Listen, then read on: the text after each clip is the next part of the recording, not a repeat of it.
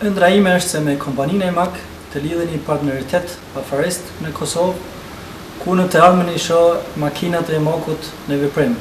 Natyrisht për në momentin është vështirë, sepse mungon infrastruktura, mungon industria, dhe çështja e Kosovës ende nuk është e zgjidhur, po jam optimist se këto kushte do të plotësohen sa më shpejt dhe ne kompania EMAG të jemi edhe në Kosovë prezent. Kjo dëshirë kaq humane shpreh njëkohësisht edhe atë dashurinë e sinqertë të të riut Syl Kastrati, programer në kompaninë e madhe gjermane EMAG. Ky edhe është i vetmi specialist shqiptar ndër 2000 të punësuarit e EMAG-ut anë mban botës, i cili merret me softverin e makinave të kësaj kompanie të vlefshme edhe nga 1 milion euro për copë.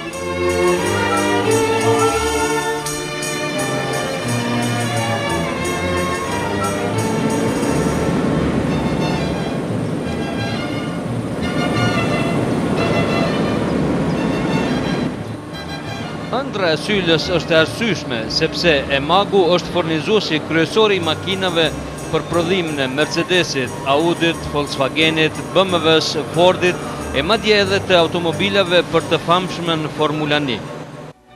Është formuar para 138 vjetësh në Bautzen të Gjermanisë, ndërsa principi i punës së makinës bazë të EMAG-ut është i vjetër që 500 vjet. Das ist die Skizze von Leonardo da Vinci. Kjo është një skicë e Leonardo da Vincit, piktor dhe inxhinier i famshëm italian. Ai e bëri i pari konstruksionin modern të makinës për gdhendje, qysh në vitin 1490 dhe për 500 vjet makinat e tilla u prodhuan sipas këtij principi.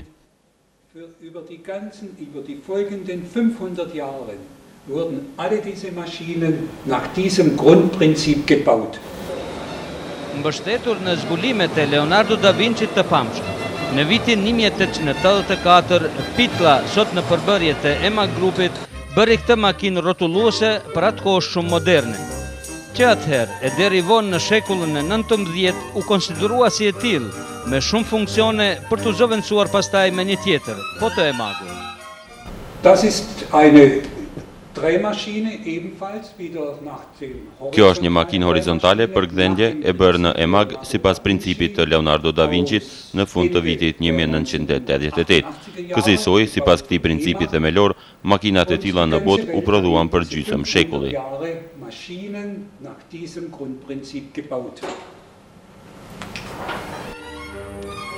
Me këtë princip pune ishte njohur vite më parë në këtë kompani edhe i riu ynë Syl Kastrati, i lindur në zatrisë të Rahavecit, ku edhe kishte kryer vetëm 3 klasë të para të fillores, prej nga pastaj kishte ardhur dhe vazhduar shkollimin në Gjermani.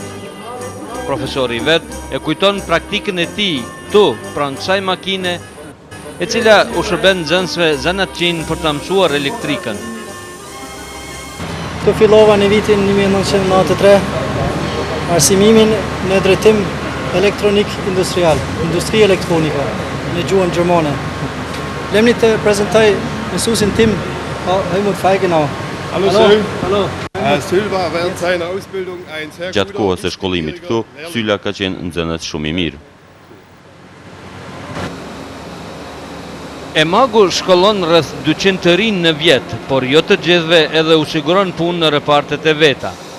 Për 3 vjet e gjysmë aftësimin në lëmin e industrisë elektronike në EMAG, Syl Kastrati u bë specialist i vërtetë i makinerisë së këtushme, andaj edhe arriti të marrë pozitën e kontrollit teknik, lëmit të elektronikës.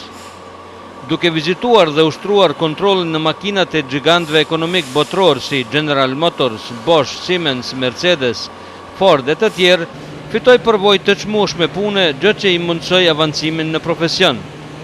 Nga viti 2001, për 2 vjet rresht përgatiti temën e diplomës ku përpunoi diagnostifikimin e mundësive të pengesave periferike në makineri të njohura si S7 PLC. Tema është zbulimi i një sistemi ku mundësohet diagnoza në rast të një defekti periferik, do të thotë një defekti të komponentëve elektronike. Kështu thjesht të marrim një rast në automobile. Automobilet të reja janë të pajisur me shumë elektronik dhe në rast të defektit të një komponente elektronike, vozici, ne për shembull, nuk jemi në gjendje të gjejmë gabimin pa ndihmë mekanikut. Edhe mekanikut i nevojitet një aparat për diagnozë të gabimit.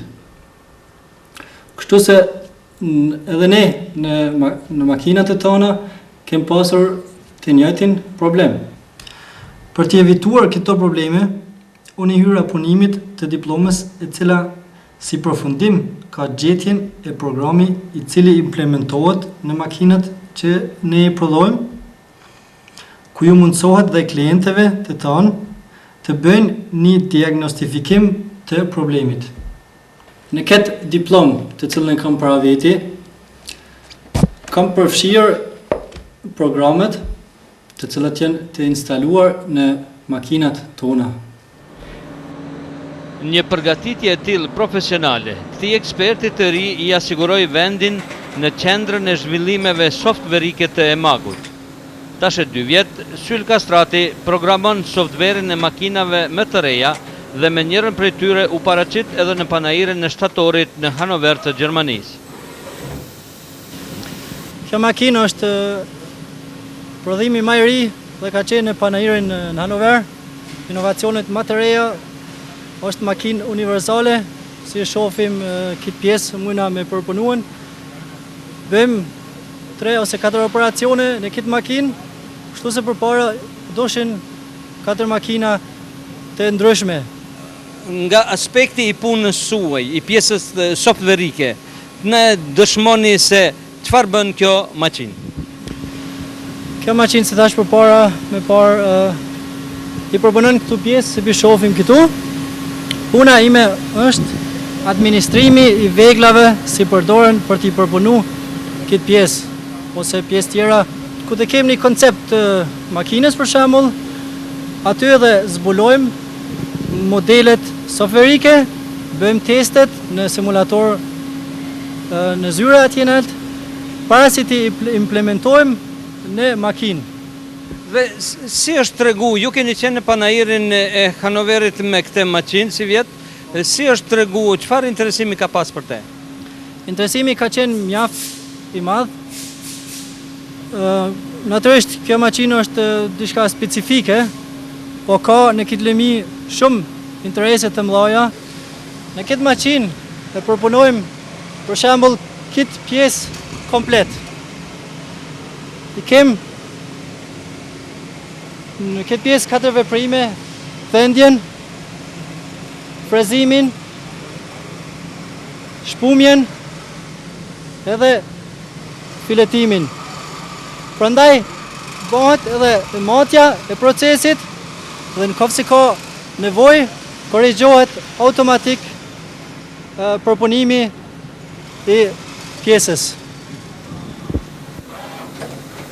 Syla thot se EMAG grupi ka fuqi të madhe ekonomike, andaj edhe dëshiron që makinat e tij të njohura në botë t'i shoh në veprim edhe në Kosovë. Mundësitë e tyre janë të shumta, andaj e shfrytëzoi kameran tonë që t'ua prezantoj afaristëve kosovar.